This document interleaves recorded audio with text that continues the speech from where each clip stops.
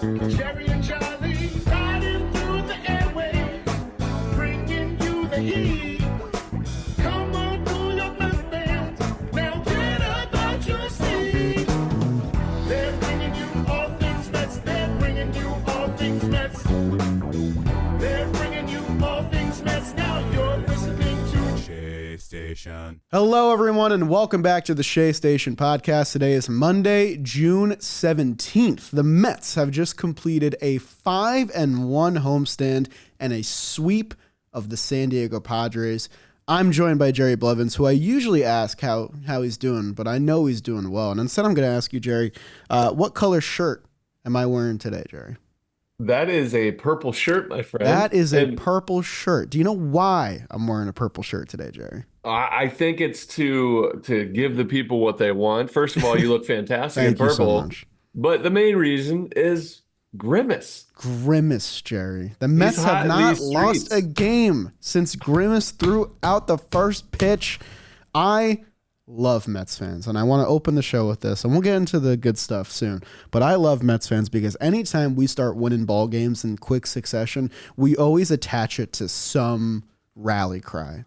Earlier in the season, we had the rally pimp. He's a distant memory now. Now we have Grimace, and I can't wait to see what it'll be next month. But it was a fun week, man. The Mets are back, baby. The Mets are back. They never really left. They're still under 500. Let's keep it real, though. They're still, but they're a game and a half out of a wild card spot. They're playing really, really good baseball. Yeah. They've had ample chances to pack it in. You got Edwin Diaz back, and he looks fantastic. He looked good. He made adjustments. We can talk about that in detail. Alonso had a big homer. Yes, he Nimmo did. looks like he's back. Lindor continued doing well. You had decent starting pitching. Quintana had a good start. And you had great bullpen performances and really good defense. Yeah. Just Like, this across the board, they look like a different team from 2 weeks ago. It's nuts. They truly, and it feels like that too. And JD Martinez mentioned a few times about their team meeting that they had. Yeah. I think it literally woke them up. They were like, all right, we're either going to be winners or losers. Why are we putting this pressure on ourselves? Let's go ahead and just play baseball and have fun. Well, they're having lots of fun. So let me ask you this before we dive into all the players, because I think every player has a different story with a lot of these stats and storylines from the past 2 weeks. I don't know this, so this question could go absolutely nowhere. Were you ever part of like a big time team meeting where leaders addressed the team and there was change that was made and you felt that in the air? Or because I feel like whenever I hear about team meetings, it almost seems like a formality, like just a thing that they do sometimes and doesn't really produce any real change. But we're seeing the change right before our eyes. So I just wonder. Less than a handful of actually momentum shifting team meetings. So especially player led. It just doesn't happen very well. It doesn't, the right people don't speak. It's at the wrong time in the season. You know, it's a weird feeling and it's hard to get it all together. But I have been a part of it and it does change things. At least, you know, this is a long season. Oh yeah. But this will be a moment where you look back on it and you're like, all right, they changed their attitude. And then they'll have to have another thing at some point to help shift it the next way. But this was definitely one of those team meetings where the things that were said and by whom they were said, it changed the atmosphere and it lifted some weights off of people's shoulders and they started to relax. So it's yeah, you can tell there's moments like this. And for a guy in JD Martinez's position to mention it on numerous times, must have been a good one. Yeah, I mean, it really has shown me how much leadership capability some of the guys have on this roster, especially Lindor. I just feel like these past 2 weeks with his, addressing of the media and his performance and the way he's getting fired up in the field, it really has endeared me to him. And since that meeting, they're 11-4 and 15 games, and their season is back alive. They're a game and a half out of a wild card spot with some upcoming games. I think this is going to be a big time player pod, and I want to know where you want to start because I have some ideas. But I think the first guy you brought up is probably the guy we should talk about first, even though he only threw 2 innings on this homestand. Edwin Diaz, his return, his first save in 39 days, his first 100-mile-per-hour pitch of the year. That save against San Diego was a game that the Mets were guaranteed to lose last month, and they won it 2-1. And that, for me, I think was the biggest win of this week. Yeah. I mean, that carried weight for everything. Gary Cohen on the broadcast said this is the single biggest inning in the Mets season. And he's not exaggerating, because if Edwin Diaz is good and his normal self, he can still have bumps in the road. Yeah. But if you have actual Edwin Diaz, your actual season outlook rides on that, because if he's not there, you might as well sell the team, because like you're going to have to win these close ball games. You're going to have to scratch and claw and eke out 1-run leads. And putting him in the 8th or in the 9th innings makes your team only has to win 8 innings. Yes. Like it completely changes the whatever win percentage that goes into like odds of making the playoffs. He's one of the linchpins of this entire thing, and he looks like he's back. So it was a huge win because the Mets needed that W against a contending team. It was a huge inning because he gave off a leadoff single. Yeah. Yep. And it looked like, oh, this might be this thing. And then he locked in and made adjustments and dialed in. And it was a big inning because if you look at it in the grand scheme of the season and this guy's career and his career as a Met, like it just had so much weight on it. And for that to go positively, I think also gave that momentum another huge bump, because everybody in the crowd, everybody on the internet, and everybody in that dugout felt the same thing of like, not just a sigh of relief, but like a little jolt of electricity that we've got a chance. Yeah. So yeah, huge. Beautifully said. I definitely agree. I'm glad you brought up that hit, because he gave up the hit. I think it was like a 7-pitch at bat. He gave up a hit on a slider, 8. And I was really upset that it was the slider, because I was like, well, shit, now he's going to lose confidence in it again. And like Edwin Diaz without his slider is not Edwin Diaz, but he just kept throwing it. Like he threw it for a ball a couple times the next at bat. He kept working deep counts. And on that 3-2 pitch against Cronenworth, runner on third, 2 outs, I thought for sure after blowing him away with a fastball that he'd throw another one. But he threw him that down and in slider. Cronenworth bit on it because it was nasty, and that's what got the Mets the win. And I think that was the biggest thing for me, because if he has that slider on lock and if he's throwing fastballs at 100 miles per hour, he is Edwin Diaz. Even if he's a little erratic and he throws some pitches above the catcher's head, he's still that guy. And that's what the Mets need, man. I mean, it felt at times in May where I was watching a replay of the 2019 season where I'd see great individual performances. I saw some poor defense, and I saw some Edwin Diaz blown saves. And I was like, I don't know if I can do this again, because that season, that one hurt. And now it feels like we're watching that magic month from that season where everything's starting to click into place. And hopefully they can keep it up, because the offense is starting to go, and they, like you said, they got quality starting pitching this past week too. Yeah, I think maybe if we round out the bullpen, I wanted to mention Carlos Mendoza here. You know, there's been a lot of talk because it's so rare for a manager to shuffle the lineup. As much as he has too. Yeah. And he's done it to help guys succeed. Moving Nimmo out of the 3 spot, even though I don't think wherever he is in the lineup, I don't think it affects Brandon. Yeah. He has been affected by something. And I think it took a guy that throws a knuckleball to lock him back in, hopefully, sure, which is great. But Carlos Mendoza's move to shuffle up the lineup has worked really well. Lindor in the leadoff spot, he's been great. His willingness to move guys in and out. Jeff McNeil on the 9 spot, Bader 2 to 8. Yep. I love it. He's done the same thing with the bullpen. Yeah. Sean Reed Foley's getting more opportunities. Yeah, his willingness to not only move guys around, but to do it in a way where the players buy in, that he's doing it to put them in the best place to be successful. And it's working there too. Sean Reed-Foley pitched huge eighth inning.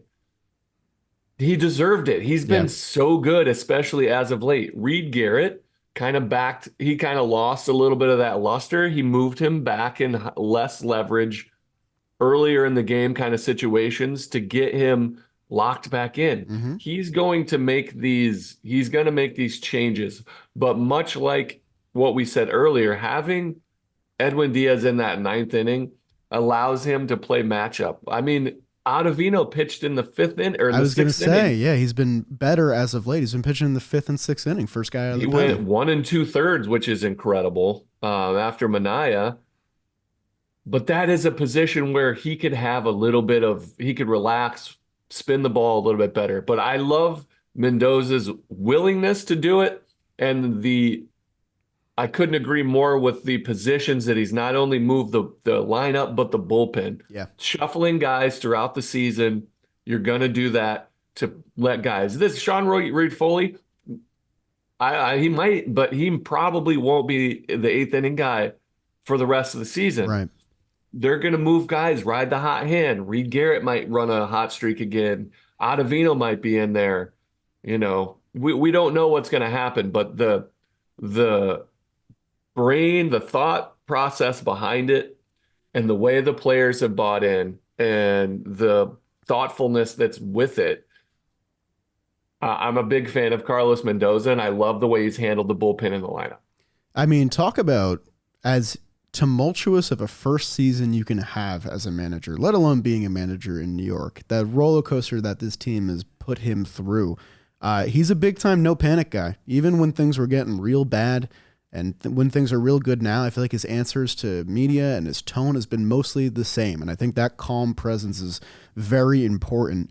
And you talk about the guys that have been retooled, just the two examples we brought up. Brandon Nimmo batting second, he's hitting .438. Small sample, but that's an early change. He had 3 multi-hit games against the Padres once he moved out of the 3-hole. Sean Reed-Foley in June, 5 1/3 innings, 1 hit, no walks, no earned runs. 4 of the 6 appearances were in the 8th and 9th inning. Who knows if they'll last, but right now they're working, so let them work. And I fully agree with what you said. Know your team, know your roles, and know how to balance everything out. But it takes a special player in the department that you're assessing to make all of those moves possible. It's Edwin Diaz in the bullpen. It's JD Martinez absolutely raking in the month of June that has allowed him to make all these changes. And I think it's what talented teams can do, and the Mets are showing that they have the talent to compete and beat up against good teams. A team that was the second wild card that had just swept a team and was starting to pull away. The Mets pulled them back down to earth and said, nope, you're right in the thick of it with us. Yeah, dude, that's the thing, man. The way they had the victory against the Marlins, they had to win those games, Yeah. and they won it by 1 run. I think both of the last 2 games. Scratch and claw, figuring it out. That is a series that you cannot. That walk-off home run against the Marlins was huge because you can't lose those games anymore. You've already lost too many of them. The fact that if you lose that, you lose the momentum. You lose to maybe the worst team in the NL that's not the Rockies. I think they're worse than the Rockies right now. Well, yeah, they are. By 2 games. Jeez. Yeah, that's something. But you can't lose that series at home. Yeah. You can't do it. And they didn't. It took great performances, but that's what you need. You have these big names.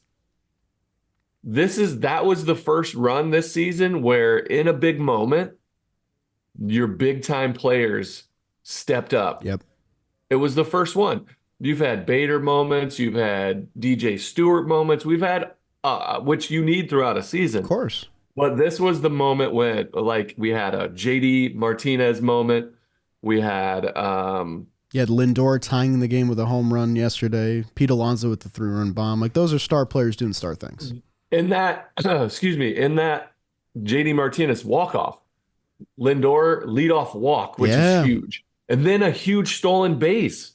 That was huge in the moment. Obviously, the home run kind of nullifies the fact that he got that bag, but that was a huge moment because if that's a double in the gap, that's a guaranteed score in the tie game. But you're having your big guys, and then that's again another one why Edwin Diaz's moment coming back. These are your big time players that need to carry the team in certain aspects, doing it when you need them. That's what you need. That'll make that'll take the pressure off of the bottom half of the lineup, which has been great this season. It'll just allow people to be more special in moments when your big guys are doing it when they should be doing it. I mean, we were a couple of pitches away from this being a 3-3 homestand where the Mets are still kind of stuck in the mud and not making any forward progress. We already put into scope how important the Diaz save was. With the Marlins walk-off, going into that game, Tanner Scott, in his past 19 appearances, 20 innings, no earned runs. And he had already locked down a 6-out save against us the night before. The mood in my head was not good going into that inning. I mean, Lindor's walk and stolen base had made me feel better, but it didn't feel like a win that the Mets were going to get because they hadn't really done that this season. They had walk-off home runs, but it didn't feel like in that moment they were going to generate a rally.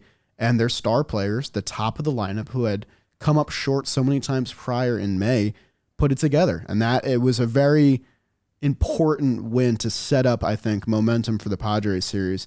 And there was just so many moments in that sweep that they fell down and they came back so quickly.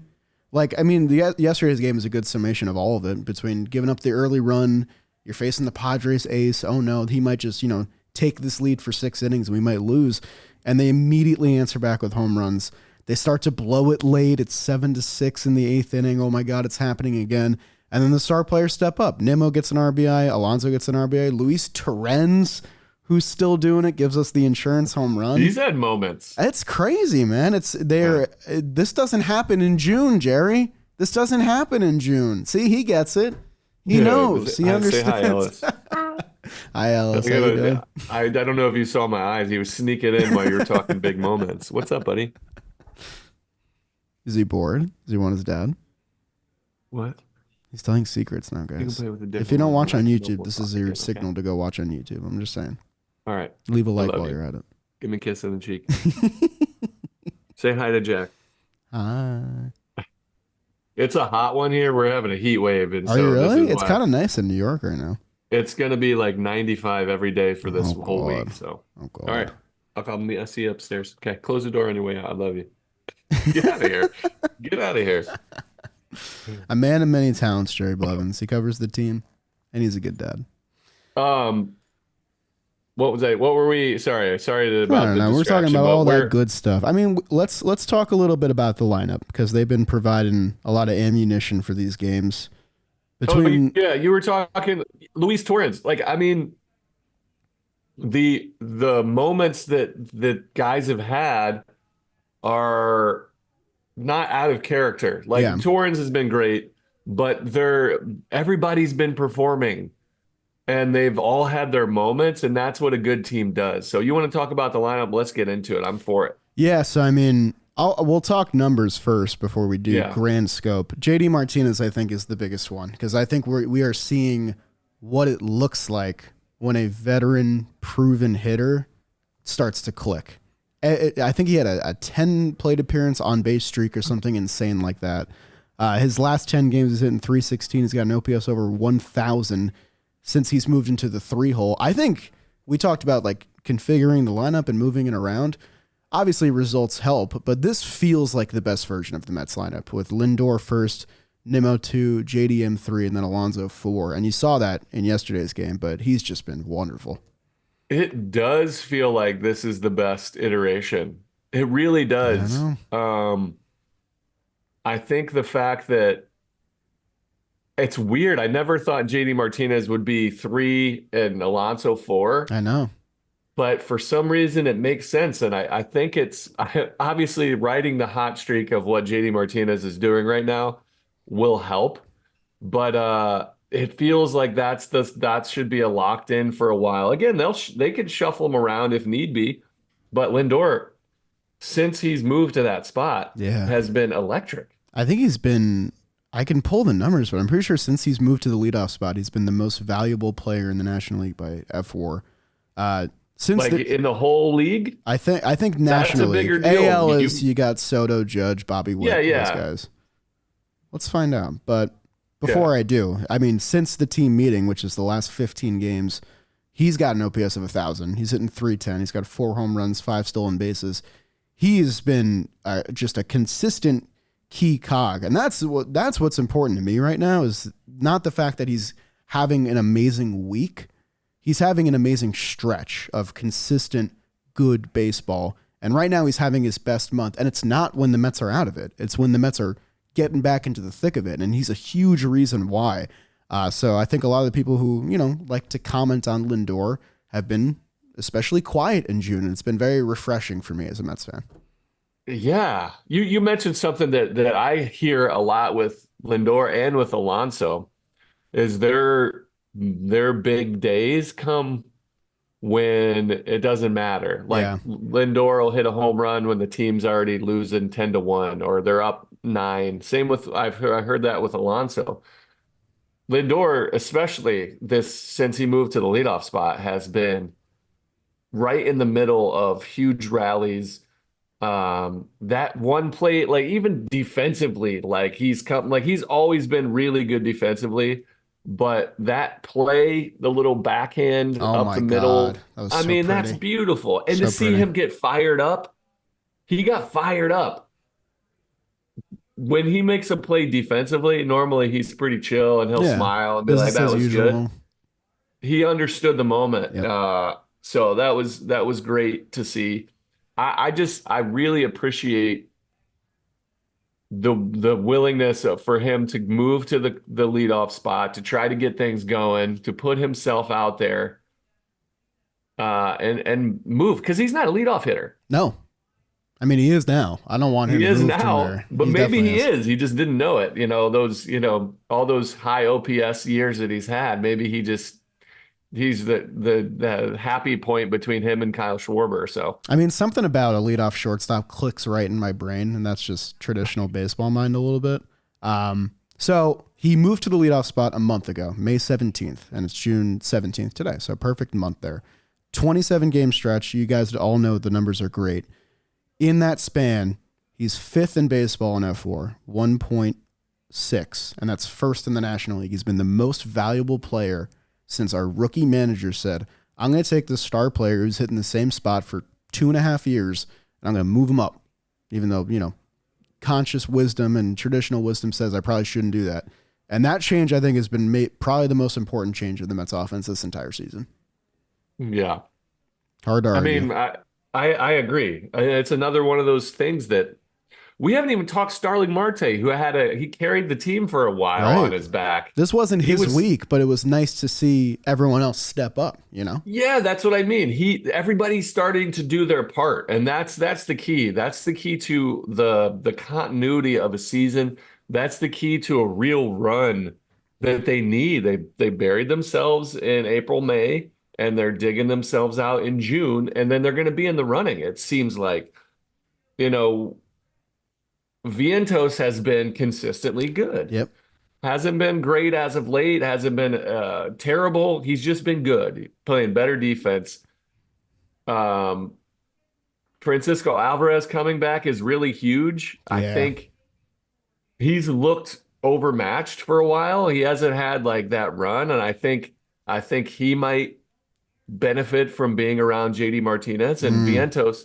I think I've highlighted it a couple of times, but on the broadcast, I think it was during the Marlins season, they talked about Vientos is doing better in his chase rate, out, not swinging at pitches out of the zone, and the way he addressed them. So first of all, he identified the problem he had last year. Some of the chirpings about who he is as a person or as a player is like he doesn't really work outside of the norm of what he knows. Well, guess what?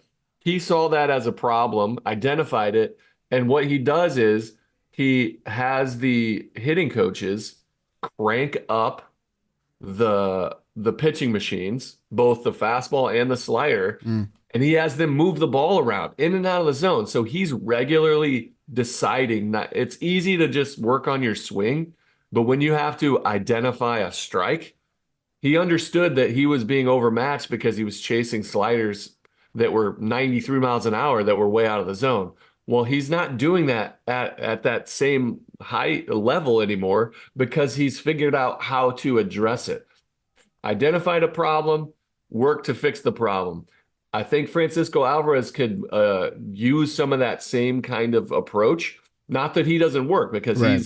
he's known work ethic, but I think he needs to change up something offensively.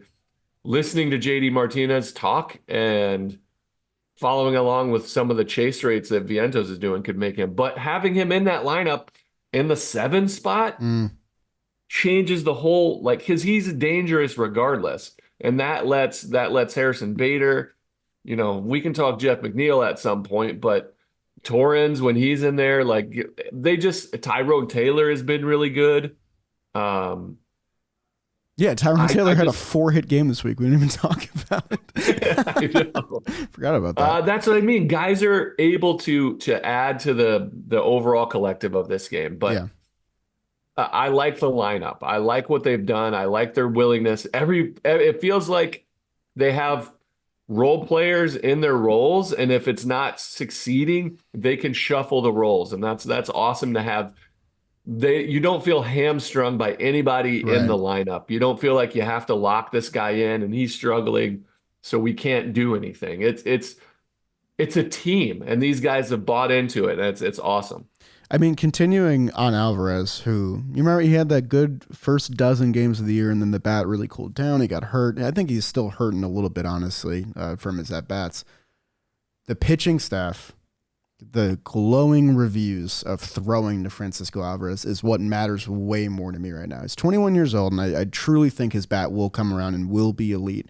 But even if it's not right now, and he is just a defense-first catcher, that's enough for me, because you can see the change in approach since he's returned and started catching games regularly.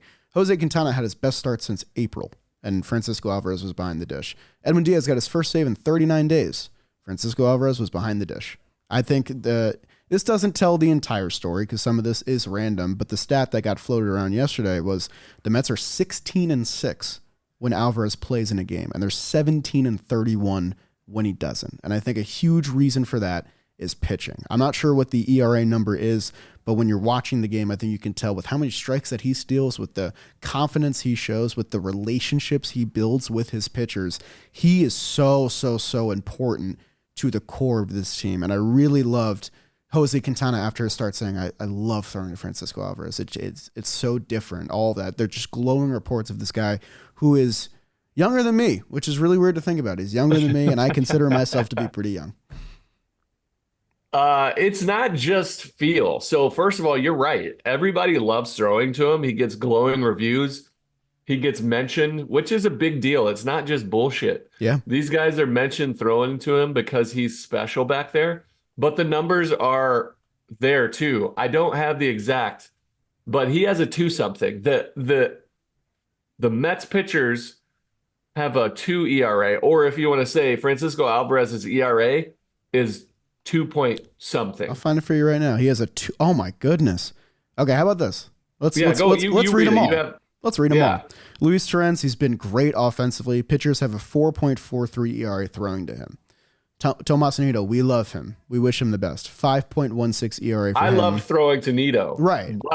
And some of this is random. Some of this was the bad stretch of Mets baseball, but an ERA over 5. Omar Narvaez, 4.31. In 151 innings thrown by Mets pitchers, Francisco Alvarez has a 2.15 ERA. You can call randomness on some of this, but when the run difference is over 2 runs from every other catcher that is set up behind home plate, that means something. Very clearly.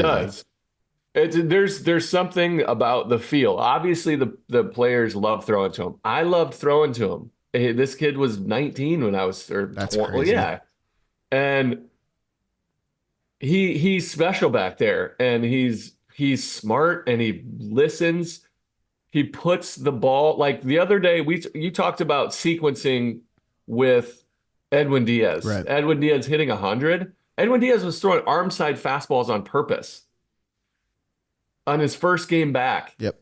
He doesn't do that, but he trusts Francisco Alvarez, and Alvarez saw something. especially against Cronenworth. He threw those fastballs away to Cronenworth and then that slider down and in. You don't see Edwin Diaz not throw to glove side because when he misses arm side. But the numbers back up what everybody, your eyes are telling you, what the words of all the pitchers are telling you. This guy is incredible behind the dish. If he puts it together offensively like he's very capable of doing, you've got a generational talent. You have a guy like his ceiling is better than any catcher that he's Adley Rutschman kind of potential. Like a guy that you could build a franchise off of. At worst case scenario, he's this guy who he is now at 21 years old, and he has a 15-year, 20-year big league career because he's so good behind the plate, and he'll hit you 25 homers. I mean, that's worst case scenario. You talk about a guy like Austin Hedges, who's a friend of the company, who has built a 10-year career off being every pitcher's favorite catcher to throw to, who has won a World Series ring. His career OPS plus is 54. He's 50% worse than league average on his entire career, and he's going to probably play for at least 5 more years because of how talented he is. And I equate Álvarez to that right now with his framing ability, with his relationship building. And for his career, he's a 94 OPS plus. He hit 25 home runs last year. That bat is there. So you better believe that Francisco Álvarez is easily the most important part of the forefront of the new Mets core that's going to emerge these next few years. And I just hope he can stay on the field, man. I mean, that thumb injury was kind of a freak thing. I hope he can play the rest of the season because I think if he does, the ceiling only gets higher and higher for this team. So his OPS possibilities, on base plus slugging, yeah, he's capable of being in the 8s. Yeah. As a catcher, I mean, that's Salvador Perez, that's Hall of Fame level catcher stuff. It's nuts. Because he's so good. I mean, Salvador Perez, the year he hit 48 home runs, his OPS was 850. Yeah. And that's the kind of guy that Álvarez could be. But even if he doesn't live up to the offensive hype, which it's hard to do. Yeah. He's still a incredible catcher, but he's dangerous. I think he's going to grow into it. I think it's right around the corner. If not this year, I think it'll be very soon. I think he'll do it I do think he'll grow into that guy this season. I think he will too. But regardless, he makes this team better offensively, but especially behind the plate. And that's the other thing we kind of mentioned before with Marte, who kind of had, he made a great count. He had a couple nice hits, but this wasn't his week. Vientos cooled down considerably from his hot start. Other people stepped up. In 2 weeks, I would love to see Francisco Álvarez step up. But right now, if people are hitting this way, all I need him to do is squat behind the dish and get quality starts out of our starters. That's all I need him for. And the bat will come around. Let him heal up a little bit. I'm sure he's still got lingering problems with the thumb. He'll come around. But what I've seen just from the week that he's been back has been a total change in the identity of the team. Agreed. Very cool stuff. I want to mention how clutch Harrison Bader is too, by the way. He's been awesome. He's been maybe the most consistent Met, honestly. He only gets hits. He only gets hits when he decides he has an RBI chance. Like he's like, all right, now it's my time. I've been saving it, and he cashes them in. Like the guy, I've liked watching him play a lot more than I thought I would. So first of all, he's a perfect bottom of the lineup bat. Fast contact bat, finds his way on base, resets the lineup. You were right. His OPS with runners in scoring position is 877. He's hitting 314 with runners in scoring position. That's nuts. That's nuts. Yeah, that's a guy that knows what he's doing, has a good idea of what he wants to do at the dish, and it just is electric when the game's on the line. Yeah, he's been very fun to watch. I mean, we haven't mentioned it yet, and I don't want to because the vibe is good in Metsland right now, but we alluded to it our last episode. The fact that this team is making it very difficult on David Stearns in 6 weeks. I'm very glad. I said this last episode. I'm very glad David Stearns is the one in charge because this team is raising a ton of tough questions for him for what he's going to do at the deadline. And you got to remember, this is the same guy that traded Josh Hader when the Brewers were winning the Central, and it led to a clubhouse revolt, a fan outcry, and years later, I was just talking about this with Max Madison in the room, the move looks terrific. They got Robert Gasser out of it, who's a starting pitcher in the rotation now. They got Esteury Ruiz, who they turned into William Contreras. This is a guy in charge of the Mets right now who's not afraid to make tough decisions. But the decisions only get tougher if the Mets keep winning. And right now, they're hot. Yeah. So I don't know. I still can't believe they traded Hader mid-season. And they were never going to pay him. So, I mean, I don't know. We'll learn a lot about David Stearns in the next few weeks. I agree. To me, it's Luis Severino. Yeah, it's a big one. He has so much value in the trade market right now. He's our best starter. Yeah, he's our ace. What are you going to do with him? Because these are the two outcomes I can see, because you got to maximize his value. Either sign him for an extension, or trade him. And don't trade him to an NL team, because you're going to be trying to pass those NL teams. You want to know what breaks my heart is that they said that the plan is to keep Christian Scott in the minor leagues for a while. Yeah. That sucks, because he can help this team right now. That's what I mean. Yeah. So I don't know what the plan is, but McGill, Peterson have kind of had some ups and downs a little bit. Yeah, they can't quite string it together. They've been fine. The overall numbers look okay, but I think they've been fine. Watching them pitch, I feel more confidence in a guy like Christian Scott. Yeah. Again, they're both coming off huge injuries. Yeah. The consistency will be there. I think David Peterson's going to have some hiccups just because it's been so long since he's been on the field. But I've liked both of them, and they both look pretty good. Manaya had a good bounce back. Quintana had a huge bounce back. Yeah. And then Severino's been an ace. He's a top starting pitcher in the National League. Like, he's been so good. He might be an all-star for the Mets. And he might be. He might get traded before he puts on the all-star cap in a Mets uniform. It's bizarre. Yeah, and I don't know if it's the wrong move. I don't know. That's absurd for me to say. Yeah.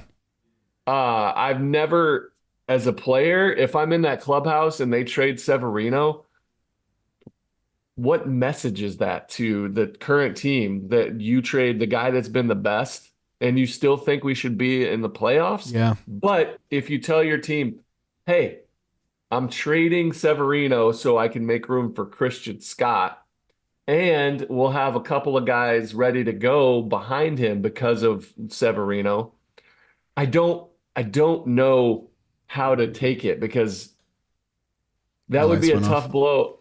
Did your motion? I'm still here. I promise. Have I been too still? The lights just went off in the studio. That means that I was too long-winded. I was deep in thought. It's going to be fascinating. And I want to know, David Stearns has been very open and honest with his team. I want to know what, if any, words will be spoken to the team regarding A, their intentions, and B, after their moves. Because it's interesting to me. It's a family dynamic. If you're a kid and your parents, get rid of the family dog and you're not involved in the process, what I mean? Like, well, it needed a better home. Even if it is for the greater good, you're still feeling slighted. You're still going to feel, but you'll feel better about it if they have a conversation with you beforehand, or, I'm just interested in David Stearns' relationship with the current team, because he's got to be the guy that sees the past, present, and future. Yep.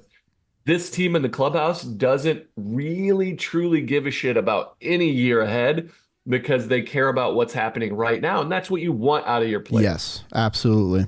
I'm glad it's him. I'm going to keep saying that. I'm glad it's him in charge, because I think he will, whatever move he makes will be the right one. But man, I mean, you look at the Severino side of things, you say, okay, Christian Scott can step in, and maybe he's not that level yet, but he can provide quality out of your rotation.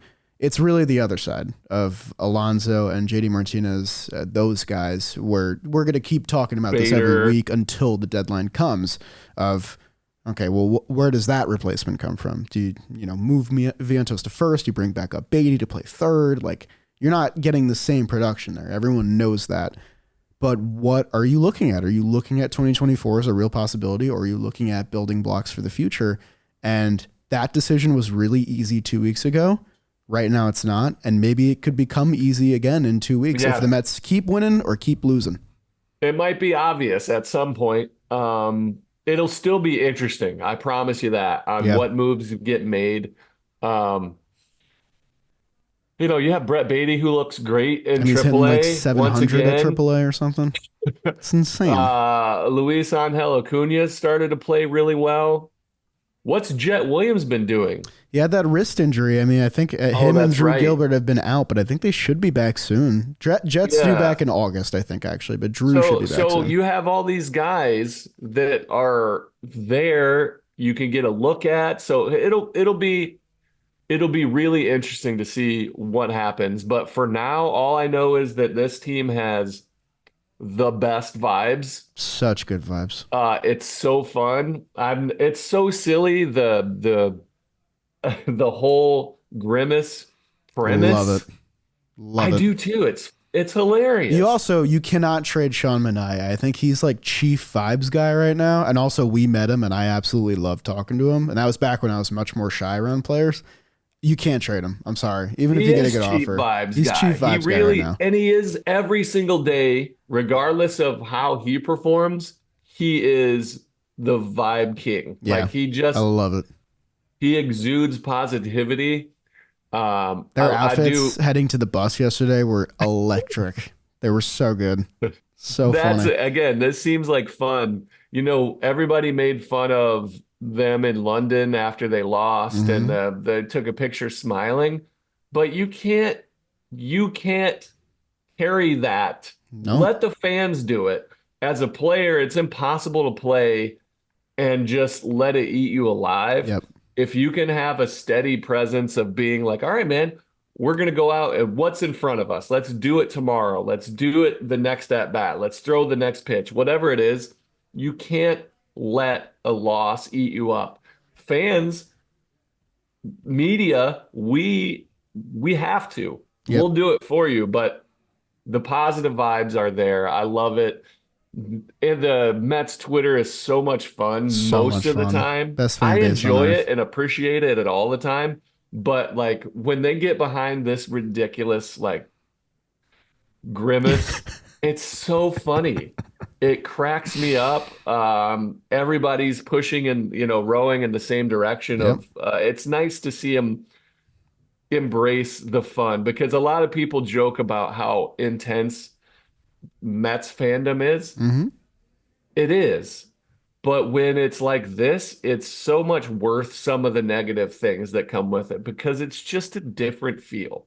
I got two things. One, they took a picture after they blew the last game against the Diamondbacks. They're 9-2 since the picture, so there you go. Two, we said in the podcast leading into the National Series, we were like, let the delusion set in. Like, it's way more fun to believe this team will turn around. I was like, if they win 2, we're back in. If you were with us in that moment, you're feeling the best right now, because you had that stupid false belief, unfounded for no reason, and it was founded by this team over these past 2 weeks. And now they head on a 6-game road trip. They've got the Texas Rangers, who I believe just got swept by the Mariners in what was going to be a big series for them to turn their tide. They're down in the dumps a little bit. After that, they got the Cubs, who have been sputtering as of late. The Mets might pass them in the standings, which I can't believe I'm saying, from 2 weeks ago with how far ahead they were. We might pass them by tomorrow. So that's a 6-game stretch where you have a team that's played better on the road all season long. You have a chance to make up more ground and keep up the momentum against teams that are trending in the other direction. And then after that, Subway Series, baby. It's a fun stretch coming up. It is. This is it. So once they got out of Miami, or once they stopped playing Miami, They have the Padres, the Rangers, the Cubs, Yankees, Astros for the rest of this month. That's a real stretch. Yeah. This is a real stretch of teams that are either ahead of them or in the same boat as them, that have roster talent, Yep. that have ambitions, that have high payrolls. All of these teams are in the same boat here. This is a real test. This is a tough stretch. They won a nail biter of a series with the Marlins. They swept in mostly convincing fashion a Padres team that's legit contenders. They're missing some of their key pieces, but now you have at the Rangers, which is not an easy place to play, against a contender, a World Series champion. People forget. People forget, right? Then you go to Wrigley, and the Cubs don't know who they are. They're in flux, but they have a high payroll and they have high expectations for this team. They went out and spent. They're probably going to be buyers. They have the wide open NL Central, and so they're trying to figure it out. Then you have the Yankees, who are the best team in the American League. Then you have the Astros, who are also huge contenders, very underperformed, but they have aspirations. They've won, what, 6 straight, like, been to the pennant, AL. Yeah, I think it's 7 straight ALCSs. They're still 7 straight the Houston ALCS. Astros. So they're the real deal, and they have a real roster. So the rest of this month is a litmus test for if this team is really going to make a push. This is going to be an important stretch. And I know it's way too soon, but I can't help it. It's the fan in me. Your reward for getting through this stretch is arguably the easiest strength of schedule part of your season in right after, with a Nationals team that you just swept, the Pirates, who have been equal to us, but a team that you can beat, Nationals again, and then 7 games in a row against the Rockies and the Marlins, and that pretty much takes you to the deadline. So, like, I don't know, man. I'm with you, dude. I don't know. Hey, the Nationals are ahead of the They've been Mets. winning as much as we have, which is incredible. After we swept them, they've been winning as much as we have. The Pirates have a lot of talent. Their rotation is one of the most exciting in baseball. Yeah. And then the Rockies are the Rockies. The Rockies are the least entertaining team on the planet. But I met them and they were really nice. So I always feel bad talking you have about a them. soft spot for the Rockies. I do. I have a little bit of a soft spot for them. Here's what I'll say. You're They playing. need to sell the team if they're going to do that. They're never going to sell the team. They're not going to sell at the deadline either. They might even buy. Who knows? No, I'm talking about the ownership needs to sell. Oh yeah, no, that's not happening. I know they make too much money because people love going. It's in the to their center game. of town, and beer is like $2. How could you sell the team? You're making so much money. Well, I've derailed us. I apologize. No, the big point here is, regardless of the strength of the teams or whatever, you're playing a bunch of teams that need the wins as much as you do, outside of like the Yankees. Obviously, every team is playing to win the game that is in front of them, but not a lot of these teams have cushion. And the Mets, like we've talked about all episode long, have no cushion. They have to start winning these games now. So the NL wildcard picture, as funny as it looks right now, with 13 teams in contention out of 15 in the National League, it's not going to look like this a month from now. I freaking hate the extra It's wild card. But even the crazy it. thing is, that even without the extra spot, it's the same, because the Cardinals are only a half game better than the third team. True, but it's only one spot. Yeah. Like the Braves have the right now. What They are the wild card knows what team. they're gonna do. Holy Right. shit! 38 and 31. Jeez. I know.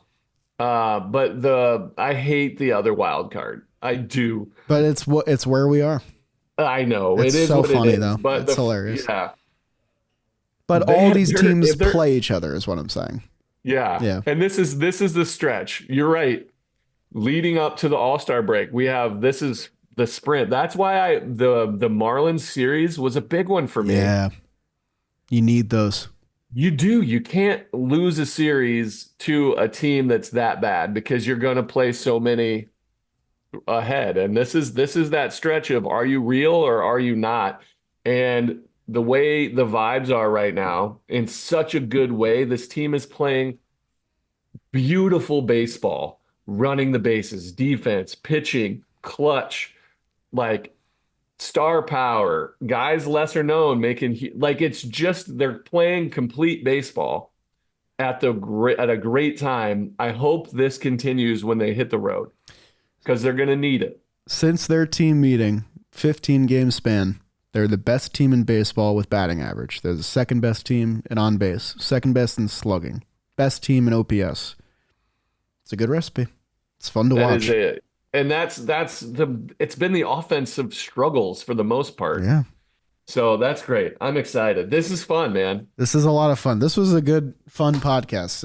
It's been a while since we've just had overwhelming positivity. I'm almost You glad and that I we have didn't bring up had- Jeff McNeil because I can't do it. I'm sorry. I've done enough Hey, Jeff he McNeil. made some great He defensive did plays. make a great play in the Diaz save. We have to give him credit for that. That to his left, that slide, he made a really good play for the save. That was a big moment because for some reason that Azokar they ran for Profar, who's fast, Right. and I was like, this guy must be lightning. Then he stole a bag and took third. But again, Jeff McNeil's the only one that's not hitting. He's not doing anything.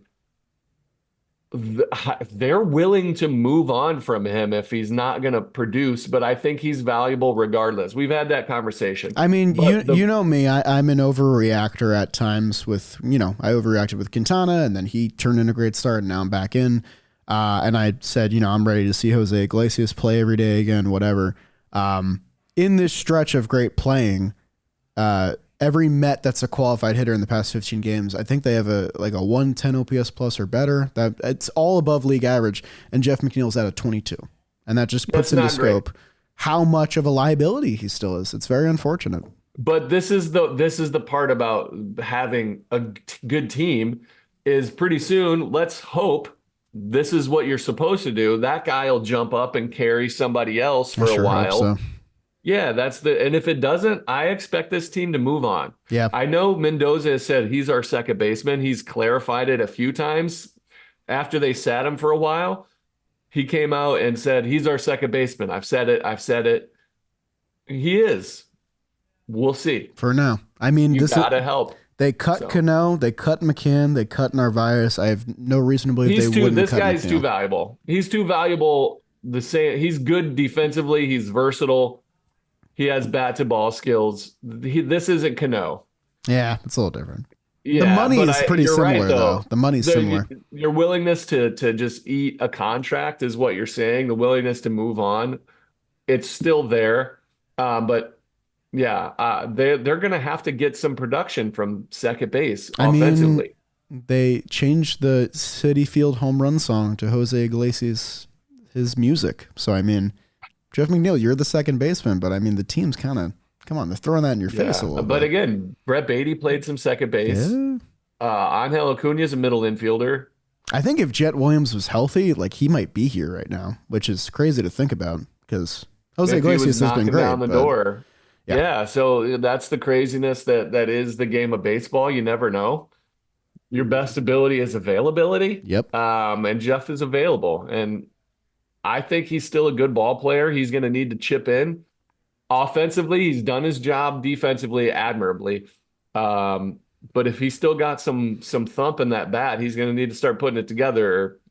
Mets Twitter's going to come for you. Have a hot week, Jeff. Prove me wrong. Do me like Quintana did. I don't know. This is a fun stretch. Let's keep it positive. We're the kings of positivity here. Hell We're the yeah. harbingers of positive the thoughts. Homer podcast, as some people call it, but that's We okay. are. It's That's fun to okay, be Homer. though. It's fun. Regardless, in every sense of whatever I'm trying to do, I'm going to think positively about it because negativity sucks. That's right, Jerry. Our gay New York Mets go on to Texas tonight. The only team without a Pride Month celebration. Let's see if they can bring some gay to Texas. I love it, man. They're really fun to watch, and I hope that this time next week we're having a similar show. I agree. Let's have a fun run, a good stretch, and let's go Mets. Let's go Mets, baby. We'll see you guys next time.